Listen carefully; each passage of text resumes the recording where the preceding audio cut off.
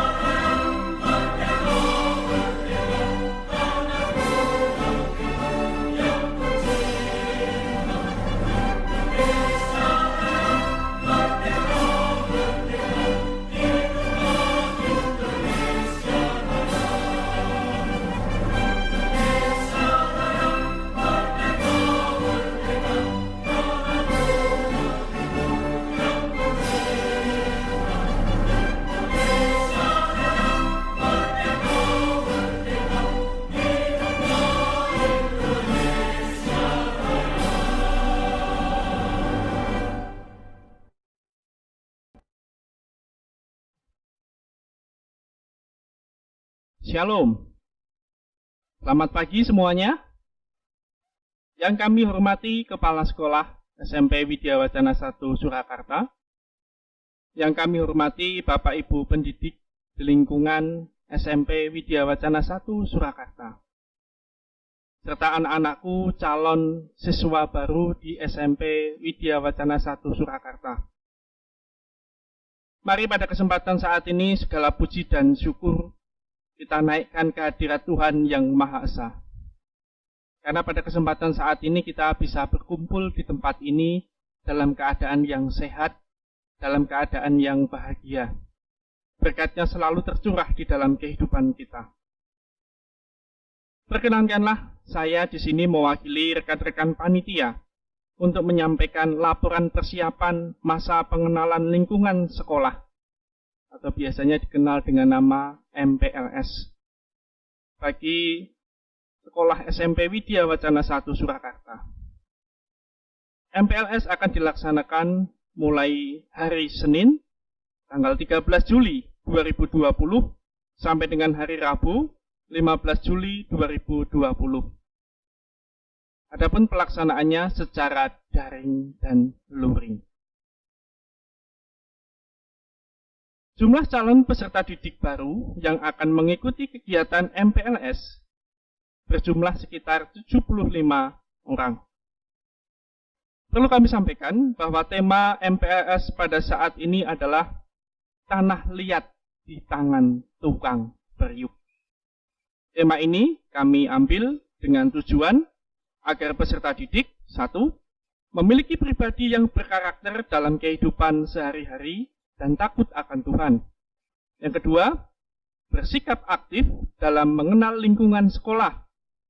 Yang ketiga, mengetahui hak dan kewajiban siswa.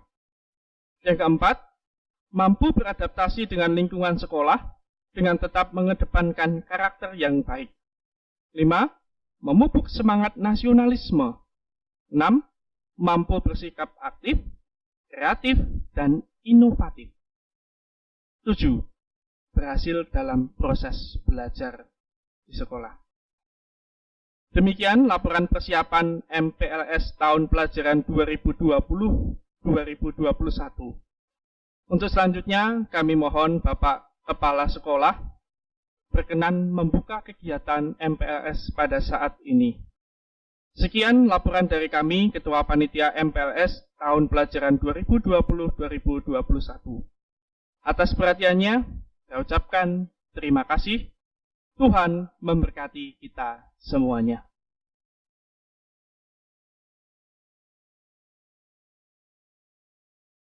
Selamat pagi, peserta didik tahun pelajaran 2020-2021 yang saya kasihi. Selamat datang di SMP Widya Wacana 1 Surakarta. Panitia MPLS atau masa pengenalan lingkungan sekolah telah memberikan laporannya untuk memulai kegiatan MPLS selama 3 hari dengan tema tanah liat di tangan tukang periuk. Sesuatu hal yang menarik bagi anak-anak untuk mengikuti dari awal sampai akhir kegiatan MPLS ini, karena di sana kalian akan dibentuk karakter kalian akan diberikan banyak pengetahuan-pengetahuan baru sebelum kalian memulai pembelajaran di SMP. Oleh karena itu, tetap serius. Yang kedua, tetap semangat. Yang ketiga, selalu lakukan protokol kesehatan. Pakai masker, jaga jarak, selalu cuci tangan. Terima kasih. Tuhan memberkati dan selamat mengikuti kegiatan MPLS.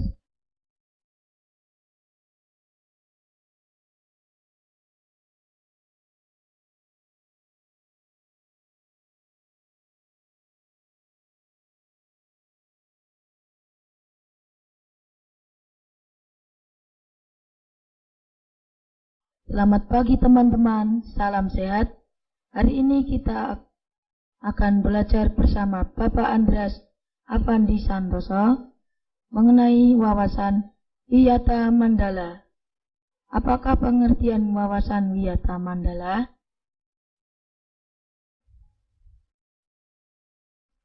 Baik anak-anak, pertanyaan yang bagus yang sudah diajukan. Baru saja saya akan jelaskan kepada kalian tentang wawasan Wiyata Mandala dan ditambah satu bonus, yaitu visi dan misi sekolah.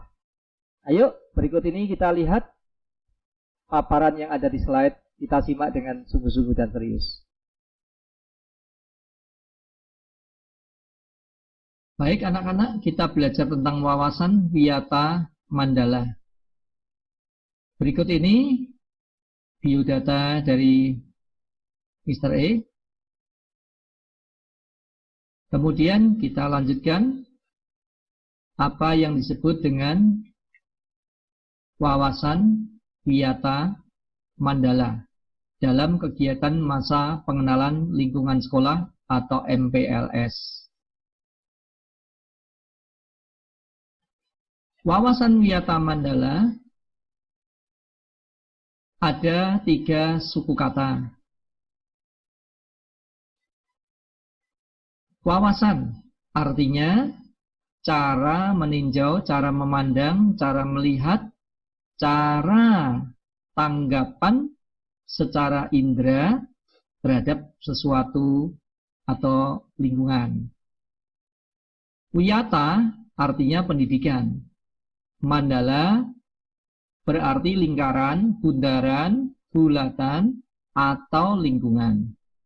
Jadi, dengan demikian, wawasan wiyata mandala adalah cara memandang sekolah sebagai lingkungan pendidikan dan pembelajaran. Berikutnya, sekolah sebagai lingkungan pendidikan dan pembelajaran memiliki tugas dan tanggung jawab sebagai berikut. Sekolah harus memastikan untuk menjadi lembaga yang tidak dipakai sebagai alat-alat di luar tujuan pendidikan. Sekolah harus punya peran untuk menjadi sumber belajar bagi masyarakat dan terus mengembangkan, menggali segala potensi, terus untuk memahami, menyampaikan nilai-nilai positif yang ada di dalam sekolah kepada peserta didik. Berikutnya, anak-anak yang saya kasihi, bagaimana cara mewujudkan wawasan wiyata mandala? Ada 5 komponen penting. Yang pertama, peran kepala sekolah, juga peran guru, peran sivitas akademika, misalkan tata usaha, bendahara sekolah, pustakawati, pustakawan, security, dan lain sebagainya. Juga penting peran serta dari peserta didik, kalian sendiri. Dan yang terakhir, peran masyarakat sekitarnya. Peran kepala sekolah cukup banyak. Kalian bisa melihat satu persatu dengan cermat dalam PowerPoint ini. Yang jelas, peran kepala sekolah adalah untuk menjamin keberlangsungan pendidikan dan pembelajaran di sekolah, menegakkan ketertiban, kedisiplinan, mengembangkan potensi-potensi yang ada di dalam sekolah, dan banyak lagi. Kalian bisa dalami lewat PowerPoint ini. Kemudian yang kedua terkait dengan peran dari Bapak Ibu Guru. Tentunya Bapak Ibu Guru peran utamanya tentu akan menjadi agen pembelajaran. Karena Bapak Ibu Guru tentu akan menjunjung tinggi martabat dan citra dirinya. Baik sikap, tingkah laku, ucapan dalam kehidupannya dapat menjadi teladan di tengah-tengah masyarakat, termasuk anak-anak semuanya. Guru juga harus memiliki kemampuan untuk memimpin baik di lingkungan sekolah maupun di luar, digugu dan ditiru. Kemudian peran sivitas akademika yang tadi di dalamnya ada tata usaha, itu mendukung keadministrasian sekolah. Untuk kepentingan administrasi, anak-anak tentunya akan berhubungan dengan tata usaha. Juga ada perangkat sekolah lainnya, security, tukang kebun, guru piket, dan lain sebagainya, yang tentunya punya tugas dan kewajiban masing-masing sesuai dengan bidangnya. Kemudian anak-anak yang keempat, kita lihat bersama peran dari peserta didik. Nah, peran kalian apa? Nah, kalian bisa cermati dengan cermat di bagian ini. Peran peserta didik tentunya belajar, patuh pada tata tertib sekolah, mengikuti kegiatan sekolah dengan sungguh-sungguh, sopan dan santun, baik di dalam sikap, tutur kata, baik kepada guru, kepada teman sekelas, kepada kakak kelas, dan termasuk kepada sivitas akademik, baik tata usaha, tukang kebun, security. Kita juga harus bersikap sopan, karena peran dari kalian amat penting di dalam mewujudkan terwujudnya wawasan Wiyata Mandala di sekolah. Menjaga nama baik sekolah, menjaga nama baik alma mater, menjaga nama baik keluarga, menjaga nama baik diri sendiri, itu penting. Jadi peran kalian. Sehingga kita akan menjadi peserta didik yang berhasil dalam studi kita. Jauhi narkoba, sangat penting.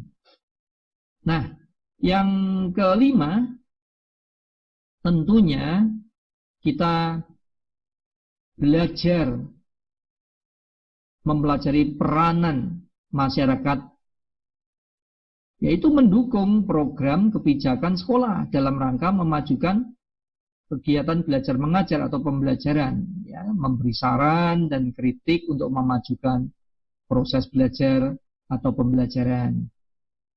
Nah, juga ikut menjaga keamanan tentunya, menjalin kerjasama dengan pihak sekolah atau komite. Anak-anak, sekolah sebagai kawasan Wiyata Mandala harus menjalankan 7K. Keamanan untuk kenyamanan, kekeluargaan, kedisiplinan, kerindangan supaya sejuk, udara bersih, oksigen cukup tersedia, banyak, kebersihan penting. Kebersihan kelas, kebersihan halaman, kebersihan toilet. Tujuannya untuk mewujudkan keindahan. Dan tentunya semua itu harus ditambah dengan ketertiban. Sehingga 7K ini akan terwujud nyata di kawasan sekolah. Penggunaan sekolah sekarang. Sebagai lembaga pendidikan, tentu sekolah akan digunakan untuk utamanya kegiatan belajar mengajar, kegiatan pendidikan. Tetapi sebagai lembaga pendidikan, sekolah tidak boleh digunakan untuk kegiatan-kegiatan yang tidak relevan. Misalkan promosi, menjual produk, dan lain-lain sebagainya. Kemudian juga untuk menyebarkan aliran-aliran yang sesat, hoax, ajaran agama yang dilarang, bertentangan dengan undang-undang, itu dilarang. Propaganda atau kampanye politik, bukan tempatnya itu sekolah. Nah, anak-anak, kegiatan syuting, film misalkan, juga dilarang tentunya. Misalkan ada artis, selebriti ingin ke sekolah mengadakan syuting, itu bukan pada tempatnya. Atau kegiatan yang dapat menimbulkan kerusakan, perselisihan, dan lain sebagainya. Nah, anak-anak yang saya kasihi di dalam Tuhan Yesus, sekarang bagaimana mekanisme pelaksanaan Wiyata Mandala? Caranya ada 2 tahap, tahap preventif, yaitu pencegahan, untuk mencegah anak-anak bisa membaca dari slide yang diberikan. Kemudian ada juga tahap yang kedua, yaitu tahapan represif, artinya tindakan.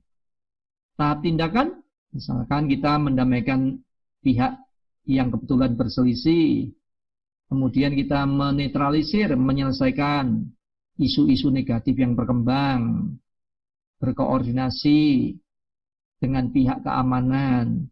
Itu tahapan tindakan atau represif. Mengadakan bimbingan penyuluhan, memberi memberikan kepada kita pengertian menyeluruh tentang wawasan wiyata mandala. Nah, anak-anak, berikutnya yang kita saksikan sebagai tambahan adalah visi dan misi sekolah. Visi dan misi sekolah. Visi, apakah anak-anak tahu tentang arti dari visi? Coba, apakah ada yang tahu arti dari visi?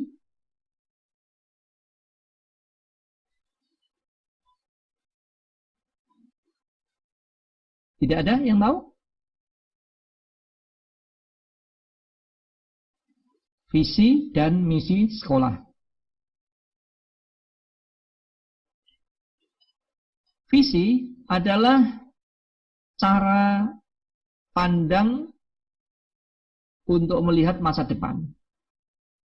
Atau dengan kata lain, view of the future. View of the future. Nah, berikutnya anak-anak, kita lihat video berikut.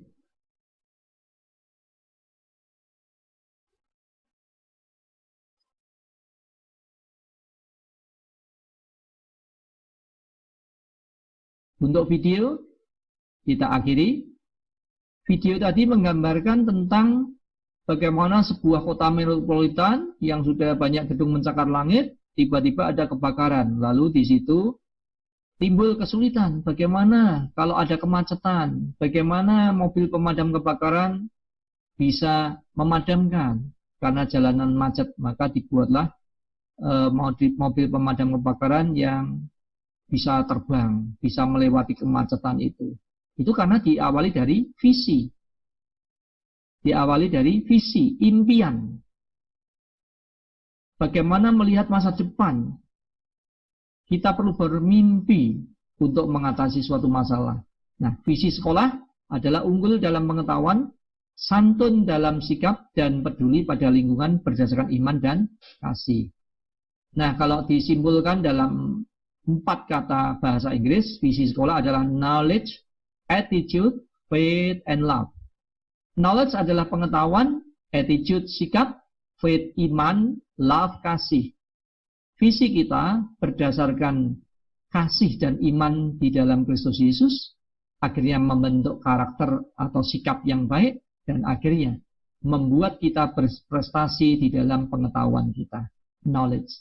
Ada 5 nilai utama di dalam penguatan karakter. Nah, anak-anak bisa lihat di dalam slide, ada religius, ada nasionalisme, ada kemandirian, ya, ada kegotong royongan, ada integritas.